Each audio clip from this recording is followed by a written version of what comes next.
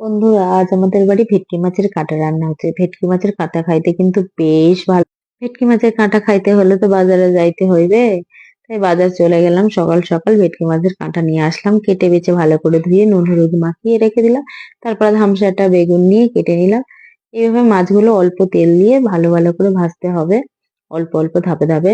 এই মাছে বেশি তেল লাগে না, তেলটা তেমনই রয়ে যায়। দেখো মাছ ভাজা হয়ে গেছে, এবার সেই তেলে আলু বেগুন ভেজে নেবো প্রথমে, তারপরে আলু ভাজবো। বেগুনগুলো ভাজা ভাজা হয়ে গেলে তুলে নিয়ে একটু তেল দিয়ে আলু ভাজবো।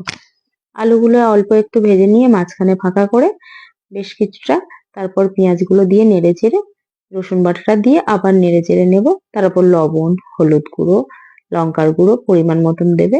তারপরে আমি টমেটো কুচি দিয়েছি, দিয়ে নেড়ে চেড়ে মায়ের হাতে বাটা আদা জিরেটা দিতে হবে তো, মায়ের হাতের টেস্ট তো আর একটু থাকতে হবে তো না। দিয়ে নেড়ে চেড়ে শিল ধোয়া জলটা আমি দিয়ে দেবো পরিমাণ মতন। তারপরে দেবো মাছ ভাজাগুলো দিয়ে একটু ফুটে আসলে তারপরে আমি ভাজা বেগুনগুলো দেবো। বেগুন তো সিদ্ধ হতে বেশি সময় লাগে না। এইভাবে ঢাকা দিয়ে বেশ কিছুক্ষণ ফুটিয়ে নিয়ে তারপর নামিয়ে নেবো। খেয়ে দেখবে বেশ ভালো লেগেছে, বেশ ভালো।